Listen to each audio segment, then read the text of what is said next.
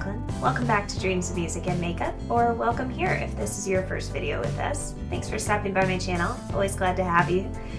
Today we are going to talk a little bit about Wet n Wild.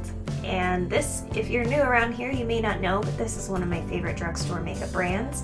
I own a lot of their products, and it makes sense because they're one of the most affordable brands out there. They are cruelty-free. They are generally between 99 cents and about $8 at your local drugstore. And I've had a lot of luck with them over the years. Today I thought we would talk about kind of the best and worst things from Wet n Wild that I currently own or have used, and because I'm wearing most of them on my face today, I have a lot of opinions, so if you're not into opinionated people, you're probably not gonna like me. See you later. We can have different videos together.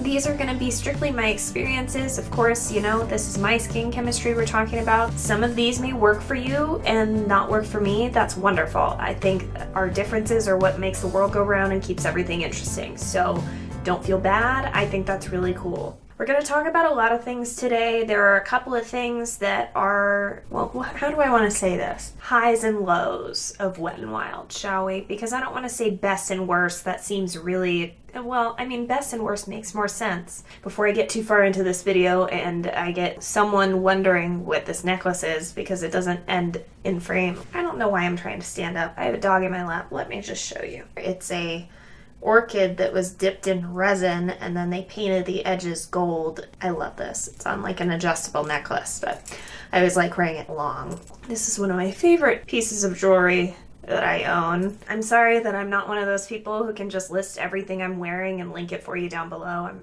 truly not that much of a chronic shopper. Most of my stuff is old or unique, and that's why I own it. Let's go ahead and dive into some Wet n Wild products. I'm gonna go in order of application to try to save myself a little bit of time in editing. I actually started off with eyeshadow today. So there's one thing in my collection from Wet n Wild that I had not yet tried before today, and that is this Au Naturel palette by Wet n Wild. This is an eyeshadow palette. Break my nails trying to open their palettes. That's the one thing with Wet n Wild. But they recently reformulated a lot of their shadows, which I have not gotten my paws on yet, so you can count on reviews the moment I get those, once I've tried them a little bit, of course. But this I used for the first time today and was somewhat impressed. In other ways, not so much. The deeper shades, as usual with drugstore, leave quite a bit to be desired for me. It's just not very opaque. It went on really patchy both sides, even though I did use a more high-end eyeshadow base just because I don't currently have the Wet n Wild one. I tried to use as much of their photo focus line as possible, but I actually gave away that primer because I had other ones I was using. But I do really enjoy this transition shade that they give you in here. I think it's lovely. It's really evenly buildable. It is sheer at first, builds up wonderfully. I really do enjoy this. I used the Wet n Wild Fluffy Crease Brush from their Pro collection over holiday. That I still love and use every single day. Actually, there were a couple of people on my list this Christmas that got that as their gift, that got that brush set. So if you're watching this, I hope you're enjoying that brush set. I really enjoyed this more subtle shimmer shade. That's what's all over my lid. I just thought that was a really high-end looking shine for a drugstore shadow. Just this beautiful kind of satin reflect I thought was really cool. The others are a little bit chunky. This one's a little bit more warm toned, so I wasn't really sure what to do with that. I mean, not that it couldn't be done, but it just, you know, rose gold with purple is beautiful, but this purple is not as pigmented as I would like. So I didn't use this shade today, though it is one of the most beautiful ones in here. The more cool toned shimmery shade is also beautiful. I've just been doing a shimmery lid shade in the last couple of days, so I was kind of over it for this week and I was ready to move on. I think this shadow palette is really pretty. It does kind of crumble. It is a little bit powdery, so that is consistent with the pigmentation issues I was seeing on the outer corner when I tried to apply the darker color. Overall, I think it's a really decent shadow palette. I would say you want to have some other dark shadows on hand for deepening the outer crease and that sort of thing if you are perfectionistic like I am. That being said, I think this is a wonderful like $7 or $8 palette. It's really hard to go wrong with something like that. The shimmers in here are beautiful, and it is majority shimmers. On my lower lash line, I used a little bit of this Wet n Wild single in the shade Nutty. I don't think I filmed that portion, so I do apologize. I just thought it would tie in nicely with this kind of taupey eye look that I had going. I highlighted my inner corner with the lightest shade from the Walking on Eggshells trio. This has recently been reformulated, as have their singles. Their trios are now quads because they've added a matte transition color, and these 8-pan palettes, which I didn't use Comfort Zone today, but I do adore this palette. I have used this in another video. I will link that for you if you have not seen it. I think these have been reformulated as well. So these 8 pans still exist. They're smaller, reformulated, and then it has 2 transition shades on either side. I'm really looking forward to trying those. I also did not have a brow product from Wet n Wild, so I do apologize. I did my brows off of camera before starting filming this. I just used the NYX Micro Brow Pencil that I mentioned in my recent empties that I have repurchased. However, I think that Wet n Wild has recently launched brow products on their website, so I was thinking about placing an order. I was on a no-buy for December, so I resisted the urge all month long, but I'm looking forward to trying out those brow products soon. A tried and true shadow that I didn't happen to use today is Creme Brulee or Brulee Single Shadow.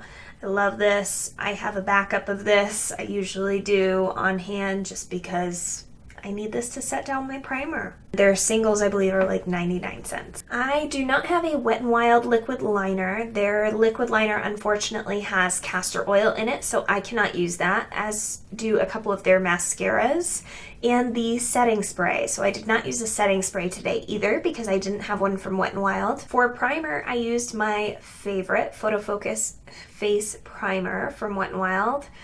I adore this stuff. I can't believe that I have never used it in conjunction with their foundation until today, but I hadn't. It went on beautifully. It really prepped the skin perfectly for the next step, which I'll mention here in a second. I'm actually almost out, so I am gonna have to repurchase this soon.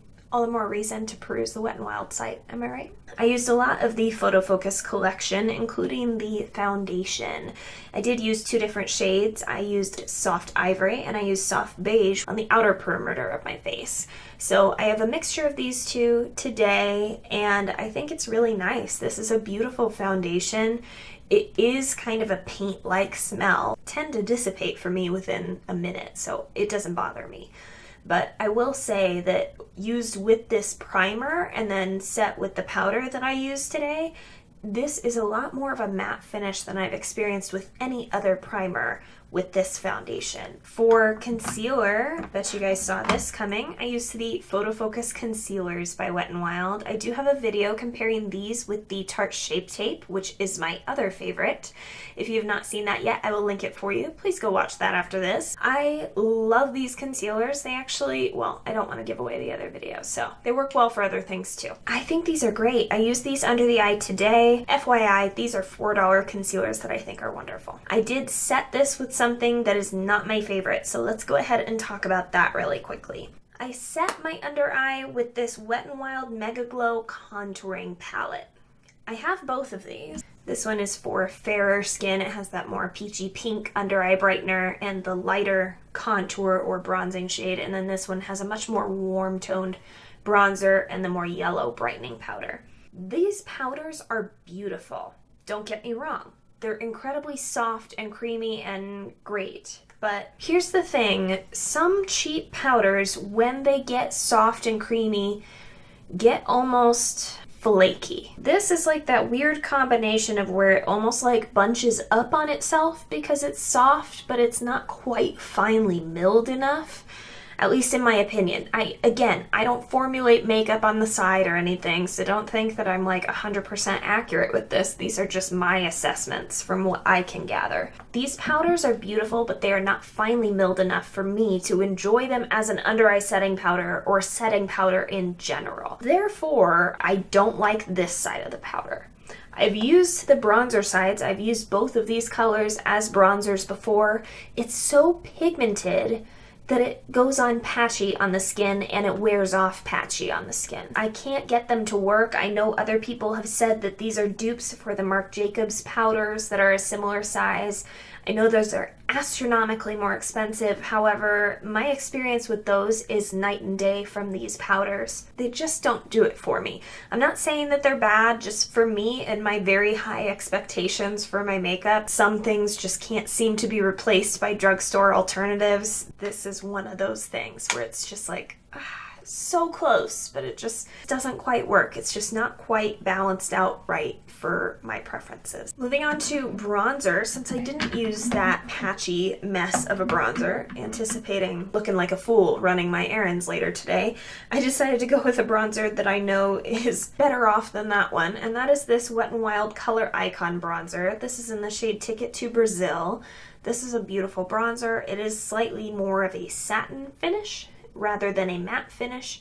However, the shimmer is almost undetectable once it's blended into the skin. Basically, this has a light amount of sunscreen. There's SPF 15 in this bronzer, but that's the only thing that makes it expire. So, I mean, I think you can only keep this for a little while. Mine expires January 2019, so thankfully I have another year. I really enjoy this bronzer. I hate the packaging. It's very bulky. It's not even really like sealed. It kind of just sits on top. It is a lot of bronzer that you get in there for like $5, so not a bad deal. I don't have the same patchy wearing issue with that product as I do with the more pigmented Contour Duo.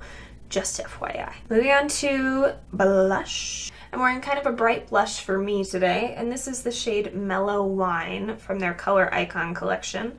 I adore these blushes. I own all of them except the cool toned nasty pink with the glitter in it. That one doesn't hold any appeal for me. Sorry, Wet n Wild. Between it being Barbie pink and it being silver glitter flakes in there, it doesn't appeal to me. I do own all the other shades. Let me show them to you. I have depotted the other three that are my favorites in here and have them in this customizable palette. Pearlescent Pink, Rosé Champagne, and Apri-Cot in the middle.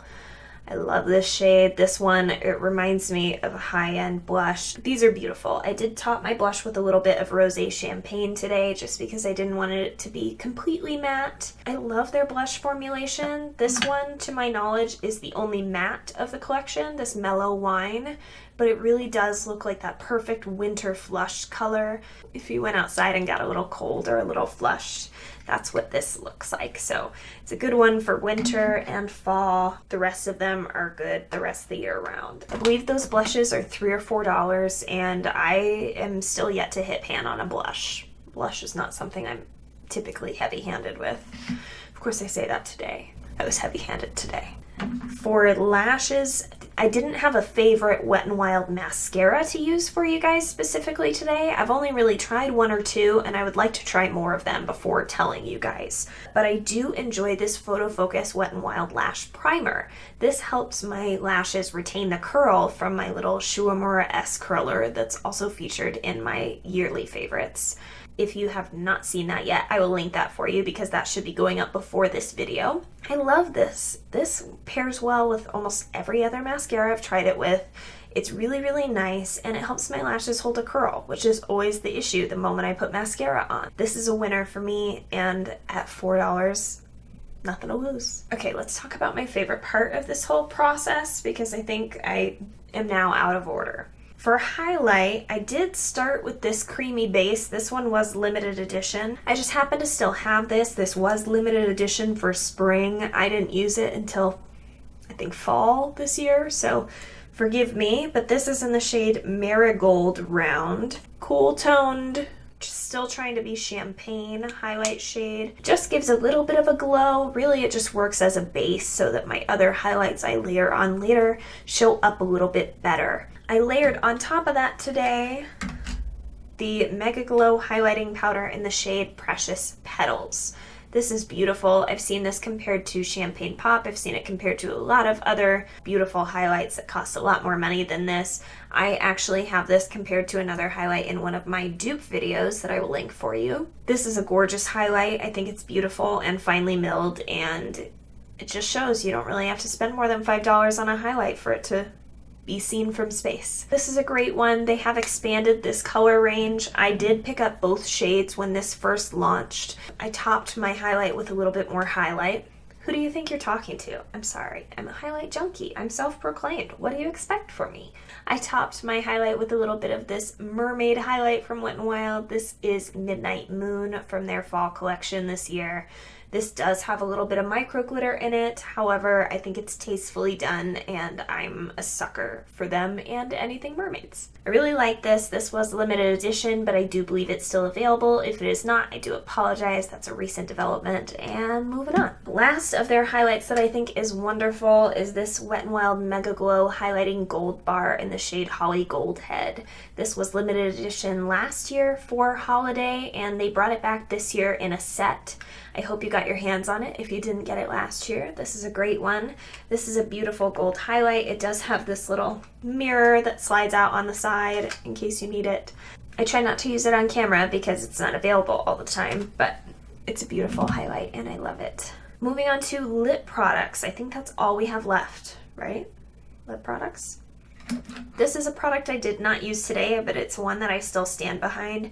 This is the Color Icon Lip Liner. This one is in the shade Fab Fuchsia. This is a gorgeous shade. It's a little bit more vibrant and plummy than the one that I'm wearing currently. This is a little bit more long wearing as well. I would say if you're looking for something that's a little bit more like a standard lip pencil that will last all day and be a wonderful base under lip color, this is the way to go. What I'm wearing today though is this gel lip liner by Wet n Wild. It's one of their newer releases. This is a $3 liner. It's beautiful. I keep this particular one in my purse in the shade Bear to Comment. I'm actually going to set it back over here so I don't forget to put it back or I'll be mad at myself later. I love that liner. It's not the longest lasting thing in the world. It feels much more like a lipstick formula, so it's very comfortable and non-drying, but for the same reason, it's not as long lasting as, say, this traditional wooden pencil by Wet n Wild. So just so you know, little comparison between the two products for you. A product I'm not wearing on my lips right now, but I can see is right over here. Liquid Catsuit Liquid Lipsticks. I do love those. I have two of them. I have the bright red orange shade and I have Rebel Rose, which is a mauve-y shade. And I love them both. I think they're wonderful. My lips are a little bit too dry for even considering a liquid lipstick at the moment, so I went with one of their traditional formulas instead. This is in the shade 912C in the Flesh. This is what I have on top of that lip liner that I put all over. I bought this one off Tati's recommendation, and I also bought the Bare It All shade because of Kathleen Lights, and I fell in love with this formula. I now own like 9 of them and they're beautiful. Raving Raisin is another beautiful shade for fall and winter if you're into those more vampy colors. It's to die for. These lipsticks are $2 and they last all day. These are the Mega Last ones. I believe that wraps it up since I don't have a setting spray from Wet n Wild. I think they launched a new like dewy setting spray or something recently. Their original Photo Focus setting spray had castor oil in it, so I couldn't use it. I hope you guys enjoyed this video. Let me know what are your favorites, best and worst from Wet n Wild. I'm sorry I only really had like one that was kind of a not as great, but still not worst. I don't know, like Wet n Wild does things pretty well. I have purchased their little glitter singles and those were absolutely atrocious. They did recently reformulate those, so I'm not sure if they're the same anymore. You guys will have to tell me if those glitter things have been reformulated, because I think I was so scarred by my last experience that I don't even want to spend my money on those, but I hope you guys are having a wonderful day or evening wherever you are. I hope you hit that like button, subscribe if you haven't already. I'd love to have you back here for my next video, and click that notification bell to be notified of all my new uploads. I'd hate for you to be out of the loop. Keep dreaming. Happy 2018. If I haven't said that to you yet, happy 2018. And wishing you a happy and healthy new year. See you in my next video.